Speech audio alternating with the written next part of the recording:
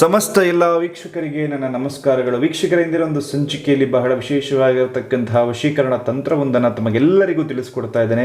ಯಾರ್ಯಾರು ನಮ್ಮ ಚಾನಲನ್ನು ಇನ್ನೂ ಸಬ್ಸ್ಕ್ರೈಬ್ ಮಾಡಿಕೊಂಡಿಲ್ಲೋ ಸಬ್ಸ್ಕ್ರೈಬ್ ಮಾಡಿಕೊಳ್ಳಿ, ಪಕ್ಕದಲ್ಲಿರುವ ಬೆಲ್ ಐಕಾನ್ ಕೂಡ ಕ್ಲಿಕ್ ಮಾಡಿಕೊಳ್ಳಿ. ನಿಮ್ಮ ಜೀವನದಲ್ಲಿರುವ ಯಾವುದೇ ಸಮಸ್ಯೆ ಆಗಿದ್ರೂ ಕೂಡ ಒಂದೇ ಒಂದು ಕರೆ ಮಾಡಿ. ಸ್ಕ್ರೀನ್ ಮೇಲೆ ನಮ್ಮ ನಂಬರ್ ಬರ್ತಾ ಇದೆ, ಒಂದು ಕರೆ ಮಾಡಿ.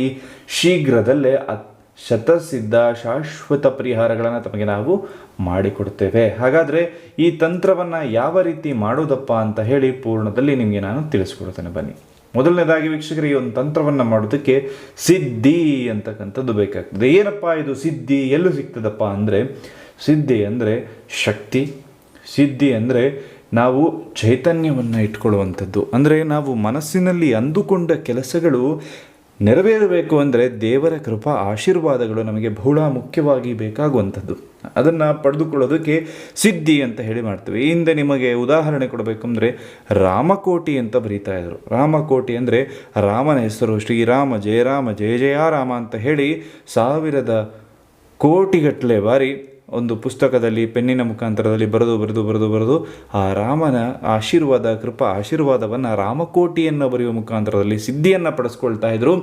ಅದೇ ಮೂಲಕವಾಗಿ ಈ ಒಂದು ವಶೀಕರಣಕ್ಕೆ ಕೂಡ ಸಿದ್ಧಿಯನ್ನು ಪಡ್ಕೊಳ್ಬೇಕಾಗ್ತದೆ. ಸಿದ್ಧಿಯನ್ನು ಪಡೆದುಕೊಂಡು ಕೇವಲ 3 ದಿನದಲ್ಲಿ ವಶೀಕರಣವನ್ನು ಮಾಡಿಕೊಳ್ಳುವುದಾಗ್ತದೆ ವೀಕ್ಷಕರೇ. ಆಯಿತಾ? ಅದನ್ನು ಯಾವ ರೀತಿ ಮಾಡೋದಪ್ಪ ಅಂದರೆ ಪೂರ್ಣದಲ್ಲಿ ನೋಡಿ. ಈಗ ಏನು ಹಾಳೆ ಕಾಣಿಸ್ತಾ ಇದೆ ನಿಮ್ಮ ಮುಂದೆ, ಈ ರೀತಿಯಾಗಿರ್ತಕ್ಕಂತಹ ಬಿಳಿಯಾಗಿರ್ತಕ್ಕಂತಹ ಒಂದು ಹಾಳೆ, ಇದು ನಮಗೆ ಸಾಮಾನ್ಯವಾಗಿ ಜೆರಾಕ್ಸ್ ಮಾಡೋದಕ್ಕೆ ಈ ಥರ ಅಂಗಡಿಗಳಲ್ಲಿ ಲಭ್ಯವಾಗಿರ್ತದೆ. ಈ ರೀತಿಯ ಹಾಳೆಯನ್ನು ತೆಗೆದುಕೊಳ್ಳಿ. ಬಹಳ ಮುಖ್ಯವಾಗಿ ವಿಚಾರವನ್ನು ನೆನಪಿಟ್ಟುಕೊಳ್ಳಿ. ಖಂಡಿತವಾಗ್ಲೂ ಯಾವುದೇ ಕಾರಣಕ್ಕೂ ಕೂಡ ಈ ಒಂದು ತಂತ್ರಗಳನ್ನು ಕೆಟ್ಟ ಕೆಲಸಗಳಿಗೆ ಉಪಯೋಗಿಸೋದಕ್ಕೆ ಹೋಗಬೇಡಿ. ಕೇವಲ ಒಳ್ಳೆಯ ಕೆಲಸಗಳಿಗೆ ಮಾತ್ರ ಇದನ್ನು ಉಪಯೋಗಿಸಿ ಅಂತ ಹೇಳಿ ನಿಮ್ಮ ಹತ್ರ ಕೇಳಿಕೊಳ್ತಾ ಇದ್ದೇನೆ. ಈ ಒಂದು ತಂತ್ರವನ್ನು ಮಾಡೋದಕ್ಕೆ ನೀವು ಈ ಮಂತ್ರವನ್ನು 108 ಬಾರಿ ಅಥವಾ 1008 ಬಾರಿ ಒಂದು ಹಾಳೆಯ ಮೇಲೆ, ಬಿಳಿಯ ಹಾಳೆಯ ಮೇಲೆ ಬರೆದುಕೊಂಡು ಸಿದ್ಧಿಯನ್ನು ಮಾಡಿಕೊಳ್ಬೇಕಾಗ್ತದೆ. ಸಿದ್ಧಿಯನ್ನು ಮಾಡಿಕೊಂಡ ನಂತರದಲ್ಲಿ ಈ ತಂತ್ರ ಪ್ರಯೋಗವನ್ನು ಅತಿ ಸುಲಭವಾಗಿ ಮಾಡ್ಬೋದು. ಹಾಗಾದರೆ ಹೇಗಪ್ಪ ತಂತ್ರ ಪ್ರಯೋಗವನ್ನು ಮಾಡೋದು ಅಂತ ನೋಡೋದಾದರೆ, ವಿಶೇಷವಾಗಿ ಈ ರೀತಿಯಾಗಿರ್ತಕ್ಕಂಥ ಹಾಳೆಯನ್ನು ತೆಗೆದುಕೊಂಡು ಹಾಳೆಯ ಮೇಲೆ ಈ ಮಂತ್ರವನ್ನು ಬರೆಯಿರಿ. 1, ಆಯಿತಾ? ಲೆಕ್ಕ ಇಟ್ಕೊಳ್ಳಿ ಎಷ್ಟು ಸರಿ ಬರೀತೀರಿ ಅಂತ ಹೇಳಿ. ಓಂ ಚಾಮುಂಡಾಯೇ ವಶ್ಯಂ ಮಮ ಸ್ತ್ರೀ ಮಮ ಪ್ರಾಪ್ತಿಕರೋಮಿ ಅಂತ ಹೇಳಿ ಈ ಮಂತ್ರವನ್ನು ಬರೆದುಕೊಳ್ಳಿ. ನೋಡಿ, ನಿಮ್ಗೆ ಇಲ್ಲಿ ಕಾಣಿಸ್ಲಿ ಅಂತ ಹೇಳಿ ತೋರಿಸ್ತಾ ಇದ್ದೇನೆ. ಓಂ ಚಾಮುಂಡಾಯೇ ವಶ್ಯಂ ಮಮ ಸ್ತ್ರೀ ಮಮ ಪ್ರಾಪ್ತಿಕರೋಮಿ ಅಂತ ಹೇಳಿ 108 ಬಾರಿ ನೀವು ಅದನ್ನು ಬರಿತಾ ಹೋಗಬೇಕಾಗ್ತದೆ. ಈ ರೀತಿಯಾಗಿ 2-3 ಹಾಳೆ ಆದರೂ ಪರವಾಗಿಲ್ಲ, ಆ ರೀತಿಯಾಗಿ ಬರೆದುಕೊಳ್ಳಿ. ಬರೆದಾದ ನಂತರದಲ್ಲಿ ಏನು ಮಾಡಬೇಕಪ್ಪ ಅಂದರೆ, ಹಾಳೆಯ ಮೇಲೆ ಒಂದು ಸ್ವಲ್ಪ ಕುಂಕುಮವನ್ನು ಹಾಕಿ ಓಂ ಚೌಡಿಯೇ ನಮಃ, ಓಂ ಚೌಡಿಯೇ ನಮಃ, ಓಂ ಚೌಡಿಯೇ ನಮಃ ಅಂತ ಹೇಳಿ ಅರಶಿನವನ್ನು ಕೂಡ ಹೀಗೆ ಈ ರೀತಿಯಾಗಿ ಹಾಕ್ಕೊಳ್ಬೇಕಾಗ್ತದೆ.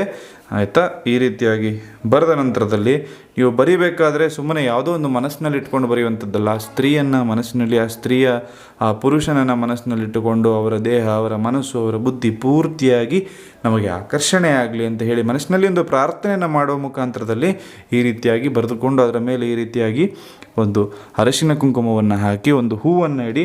ಓಂ ಚೌಡಿಯೇ ನಮಃ, ಓಂ ಚೌಡಿಯೇ ನಮಃ, ಓಂ ಚೌಡಿಯೇ ನಮಃ, ಓಂ ಚೌಡಿಯೇ ನಮಃ ಅಂತ ಹೇಳಿ 11 ಬಾರಿ ಜಪವನ್ನು ಮಾಡಿಕೊಳ್ಳಿ. ಜಪವನ್ನು ಮಾಡಿಕೊಂಡ ನಂತರದಲ್ಲಿ ನೀವೇನು ಮಾಡಬೇಕು, ಆ ಸ್ತ್ರೀಯ ಹೆಸರನ್ನು ಜೋರಾಗಿ 3 ಬಾರಿ ಹೇಳಬೇಕು, ಜೋರಾಗಿ. ಇದನ್ನು ಯಾರು ಇಲ್ಲದೇ ಇರುವಂತಹ ಸಂದರ್ಭದಲ್ಲಿ ಮಾಡ್ಕೊಳ್ಳೋದು ಬಹಳ ಉತ್ತಮವಾಗಿರ್ತಕ್ಕಂತಹ ವಿಷಯ ಆಗಿರ್ತದೆ. ಆ ರೀತಿಯಾಗಿ ಆ ತಂತ್ರ ಪ್ರಯೋಗವನ್ನು ಮಾಡಿದ ನಂತರದಲ್ಲಿ ಈ ಹಾಳೆಯನ್ನು ನೀವು ವಿಶೇಷವಾಗಿರ್ತಕ್ಕಂಥ ಅಗ್ನಿಗೆ ಆಹುತಿಯನ್ನು ನೀಡಬೇಕು. ಅಗ್ನಿಗೆ ಆಹುತಿಯನ್ನು ನೋಡಿ, ಇಲ್ಲಿ ಬೆಂಕಿ ಏನು ಉರಿತಾ ಇದೆಯಲ್ಲ, ಈ ರೀತಿಯಾಗಿ ಸಂಪೂರ್ಣವಾಗಿ ಆ ಹಾಳೆಗಳು, 1 ಹಾಳೆ 2 ಹಾಳೆ 3 ಹಾಳೆ ಆಗಿರ್ಬೋದು, ಆ 3 ಹಾಳೆಯನ್ನು ಸಂಪೂರ್ಣವಾಗಿ ಸುಡಬೇಕಾಗ್ತದೆ. ಆಯಿತಾ? ಸುಟ್ಟ ನಂತರದಲ್ಲಿ ಸಿಗುವಂತಹ ಭಸ್ಮ ಏನಿರ್ತದಲ್ಲ, ಆ ಭಸ್ಮವನ್ನು ಪೂರ್ತಿಯಾಗಿ ತೆಗೆದುಕೊಂಡು ಹೋಗಿ ಆ ಸ್ತ್ರೀ ಓಡಾಡುವಂತಹ ಜಾಗ ಆಗಿರ್ಬೋದು, ಆ ಸ್ತ್ರೀ ಇರುವಂತಹ ಮನೆ ಆಗಿರ್ಬೋದು, ಆ ಸುತ್ತಮುತ್ತಲಿನಲ್ಲಿ ಆ ಭಸ್ಮವನ್ನು ಹಾಕ್ಬಿಟ್ಟು ಬನ್ನಿ. ಖಂಡಿತವಾಗ್ಲೂ ಕೂಡ ಆ ಸ್ತ್ರೀ ಕೇವಲ 3 ಗಂಟೆ ಒಳಭಾಗದಲ್ಲಿ ನಿಮಗೆ ವಶೀಕರಣ ಆಗ್ತಾರೆ ಅಂತ ಈ ಮೂಲಕ ತಿಳಿಸ್ಕೊಡ್ತಾ ಇದ್ದೇನೆ. ಯಾರ್ಯಾರು ನಮ್ಮ ಚಾನಲ್ ಸಬ್ಸ್ಕ್ರೈಬ್ ಮಾಡಿಲ್ಲೋ ಈ ಕೂಡಲೇ ಸಬ್ಸ್ಕ್ರೈಬ್ ಮಾಡಿಕೊಳ್ಳಿ. ತಂತ್ರವನ್ನು ತಂತ್ರವನ್ನು ಮಾಡೋದಕ್ಕೆ ಗೊತ್ತಾಗಲಿಲ್ಲ ಅಂದರೆ ಖಂಡಿತವಾಗ್ಲೂ ಕರೆ ಮಾಡಿ.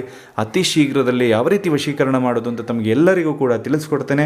ಎಲ್ರಿಗೂ ಒಳ್ಳೆಯದಾಗಲಿ, ಎಲ್ರಿಗೂ ಶುಭ ಆಗಲಿ. ಸರ್ವೇ ಜನಃ ಸುಖಿನೋ ಭವಂತು. ನಮಸ್ಕಾರ.